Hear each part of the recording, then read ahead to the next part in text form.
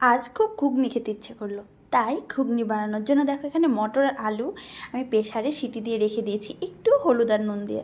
তারপর এখানে তেল গরম হতে দিয়ে দিয়েছি তেজপাতা, এলাচ, দারচিনি। তারপরে পেঁয়াজ আর লঙ্কা দিয়ে হালকা করে ভেজে নিয়ে এই যেখানে যে মশলাটা বানানো আছে না, এতে রয়েছে আদা পেস্ট, রসুন পেস্ট, টমেটো পেস্ট, জিরে গুঁড়ো, ধনে গুঁড়ো, কিছুটা কাশ্মীরি লঙ্কার গুঁড়ো, এটা দিয়ে দিলাম। তারপরে একটু নুন দিয়ে দিলাম। তারপরে এটাকে ততক্ষণ কষতে দেবো যতক্ষণ না এর থেকে তেল ছাড়ে। কিছু কাঁচা লঙ্কা চেরাও দিয়ে দিলাম। তারপরে একটু চিনি দিয়ে দিলাম। ব্যাস, তারপরে আর কি, কষতেই থাকলাম। কষার পরে এই যেই মটরটা সেদ্ধ করা ছিল সেটা দিয়ে দিলাম। তারপরে দেখো ফুটতে এখানে গরম মশলা দিয়ে দিলাম।